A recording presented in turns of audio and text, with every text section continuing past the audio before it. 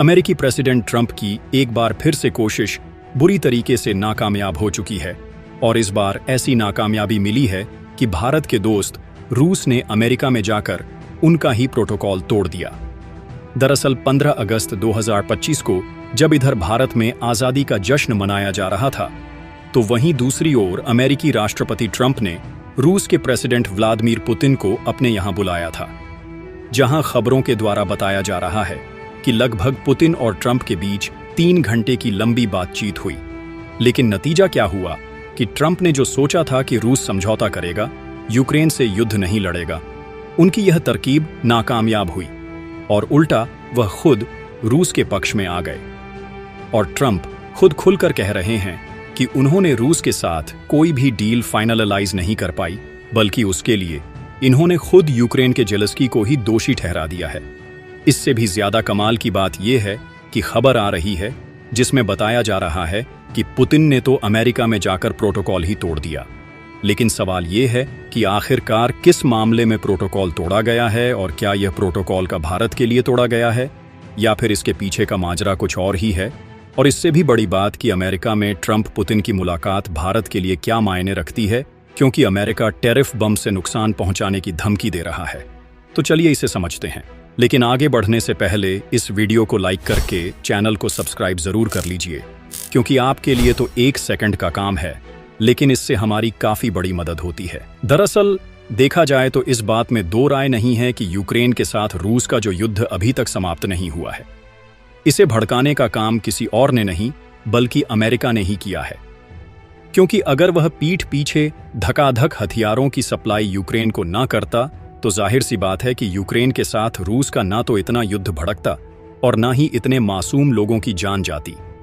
लेकिन फर्क इतना था कि जब युद्ध को बढ़ावा देने के लिए यूक्रेन को हथियारों की सप्लाई शुरू की गई, तो उस समय अमेरिका में सरकार बाइडेन की थी, लेकिन अब सरकार ट्रंप की है। शुरुआत में सबको लग रहा था कि सरकार भारत और रूस के पक्ष में बढ़िया साबित होगी।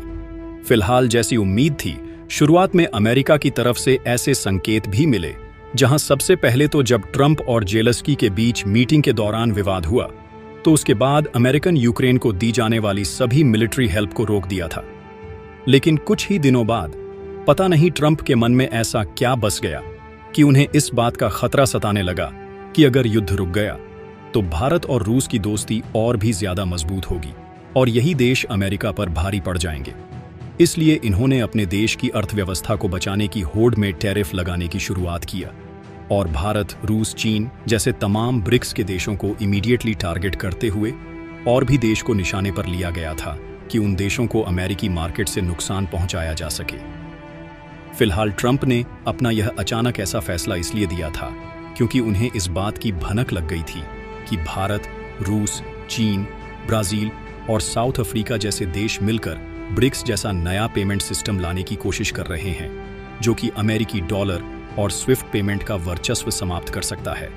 बस क्या था, इसी की होड़ में ट्रंप प्रशासन पूरी तरह से भड़क गया और ब्रिक्स कंट्रीज को टारगेट करते हुए टैरिफ पर टैरिफ, धमकी पर धमकी और सैंक्शन पर सेक्शंस लगाए जाने लगे, ताकि भारत और चीन जैसे देश रूस से तेल भी ना खरीदे और रूस पूरी तरह से आर्थिक दबाव के कारण यूक्रेन से युद्ध हार जाए। इसीलिए कुछ महीनों बाद इसी बीच यूक्रेन को दोबारा से हथियारों की सप्लाई भी ट्रंप ने चालू कर दिया। इतना ही नहीं, केवल अमेरिका के द्वारा यूक्रेन को मिलिट्री सपोर्ट ही नहीं चालू किया गया, बल्कि बीते जून महीने में चुपचाप तरीके से बिना शोर मचाए ट्रंप ने यूक्रेन के साथ $30 मिलियन का समझौता करते हुए यूक्रेन को अतिरिक्त हथियार बेचा है और वह बात किसी से छिपी नहीं है। लेकिन हाल ही के दिनों में एक बहुत बड़ी दिलचस्प बात हुई। जैसा कि आप सभी लोग जानते हैं कि ट्रंप ने 50% की टैरिफ भारत पर अप्लाई कर दिया है और 25% की एडिशनल टैरिफ कुछ दिनों में अप्लाई होने वाली है।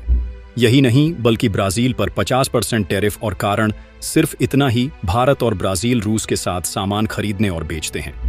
इसके अलावा पश्चिमी देशों ने मिलकर रूस पर बहुत ही हार्ड सैंक्शन पैकेज लगाते हुए भारत की second largest refining company Nayara को ही बैन कर दिया, ताकि यूरोप में नायरा तेल ही ना बेच पाए। तो आखिरकार भारत रूस से खरीदेगा कैसे?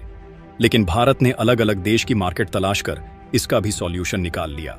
और अब मैं जो आपको दिखाने जा रहा हूं उसे ध्यान से देखिएगा, और वह कुछ और नहीं बल्कि वह है टाइम्स ऑफ इंडिया की रिपोर्ट जो आप अपने स्क्रीन पर देख रहे हैं, जो कि हाल ही में निकल कर आई, और उसमें साफ साफ बताया जा रहा है कि अगस्त महीने में भारत में रशियन क्रूड ऑयल का इंपोर्ट्स बढ़कर 2 मिलियन यानी 20 लाख बैरल प्रतिदिन हो गया, क्योंकि अमेरिकी टैरिफ के बावजूद रिफाइनर कंपनियां सामान्य रूप से कारोबार पर टिकी रहीं। जबकि मैं आपको बता दूं, इसके पहले महीने जुलाई में प्रतिदिन रूस से तेल इंपोर्ट का आंकड़ा देखा जाए तो वह प्रतिदिन 16 लाख बैरल ही था। यानी अमेरिका और बाकी के पश्चिमी देश इन आंकड़ों को ही देखकर हैरान रह जा रहे हैं कि जितना ज्यादा उनके द्वारा दूरी बनाने की कोशिश की जा रही है, उतनी ही ज्यादा भारत की नजदीकी रूस से बढ़ रही है। अब यहीं से आता है असली मसाला।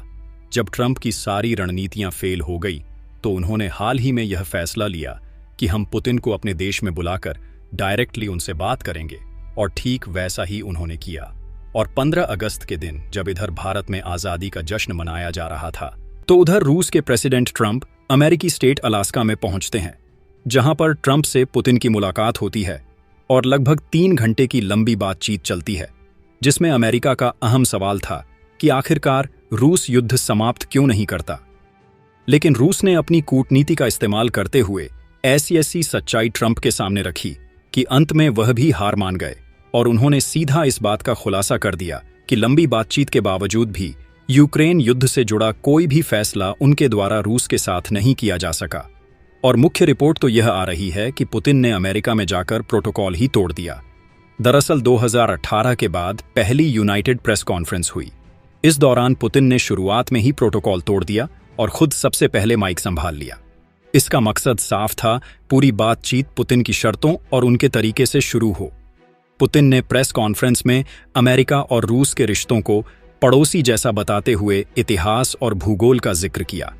उन्होंने यह भी याद दिलाया कि अलास्का कभी रूस का हिस्सा हुआ करता था। पुतिन ने खुद को अमेरिका का प्रतिद्वंदी नहीं बल्कि साझेदार के रूप में पेश किया, और उनकी इन्हीं मनमोहक बातों से सन्न की खोपड़ी वाले ट्रंप का भी दिमाग घूम गया। हालांकि ट्रंप ने सीधा कह दिया कि अब यह यूक्रेन पर ही निर्भर करता है कि समझौता होगा या नहीं।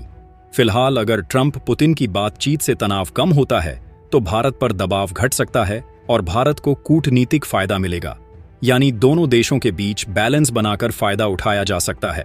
और तो और भारत को दुनिया में और मजबूत बिचौलियां यानी मीडिएटर की छवि मिलेगी, क्योंकि भारत हमेशा से ही शांति का पक्ष लेता आया है और भारत ने कभी भी युद्ध को बढ़ावा नहीं दिया।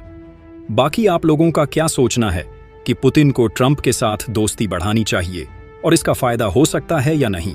अपनी राय कमेंट में जरूर बताएं और इस वीडियो को लाइक करके अपने मित्रों तक शेयर जरूर करें ताकि उन्हें भी जानकारी मिल सके। और इसी तरह की और भी नॉलेजेबल वीडियो देखने के लिए आप हमारे चैनल को सब्सक्राइब जरूर करें। जय हिंद, जय श्री राम। धन्यवाद दोस्तों।